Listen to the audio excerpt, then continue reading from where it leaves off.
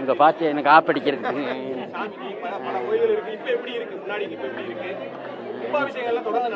செய்யறாங்க அரசாங்கத்தை பக்கத்துக்கிட்ட கூடாது.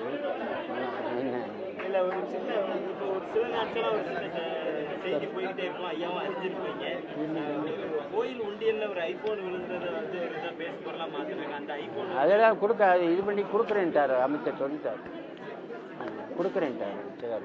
இல்ல அது சம்பந்தமா உண்டியல்ல விழுது, உண்டியல்ல யாரோ போட்டாங்க, அதே கோயில்ல சேர்த்துட்டேன்ட்டார் அவரு, அது சொல்லிட்டாரு அமைச்சர். கோவில் யானைகள் வந்து தொடர்ந்து அது ஒரு மிருகம்யா, அது என்ன செய்யணும். இப்போ கூட நான் இந்த நெல்லையப்பர் கோயில் யானை போய் பார்த்தேன், நான் தூரத்துலேருந்து தான் அது பழம் கொடுத்துருந்தேன். நம்ம சேட்டை பண்ணால் அது செய்யத்தான், அது மிருகம் தானையா. மனுஷனையும் மதம் கொண்டு அடைக்கிறான், இந்த போலீஸை போய் அடிக்கிறான். விருதுநகர் மாவட்டம் நினைப்பார் பெண் போலீஸை தாக்கிட்டாங்க, அதுக்கு என்ன பண்ண முடியும், மிருகம். அதான் அது செய்வார் அவர் அமைச்சர், செய்கிறேன் செய்வார். என்ன பிரச்சனை நடக்குது, என்ன பிரச்சனை சொல்லுங்க. பாலியல் ரீதியாக நடக்கணும். இது பெற்றோர்கள் பிள்ளைகளை அனுப்பும்போது கண்காணிக்கணும். எல்லாமே அரசாங்கம் செய்யணும்.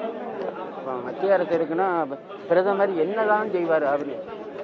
ஒரு மடத்தை நடத்தின ஒரு வீட்டையே குடும்பத்தையே கட்டி காக்க முடியல, அவன் என்னதான் செய்வாங்க. அது நம்ம பெற்றோர்கள் தன்னுடைய குழந்தைகளை கண்காணிப்பில் வச்சுக்கிடணும். ஆமாம், அதான் பெற்றோர்களும் கடமை இருக்குல்ல.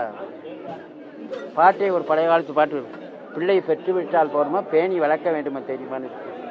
பெற்றோர்கள் பிள்ளைகளை நல்லபடியாக சமய ஒழுக்கம் உள்ளவனாலும் சமுதாய ஒழுக்கம் உள்ளவங்களும் பெற்றோர்கள் பிள்ளைகளை கண்காணிக்கணும்.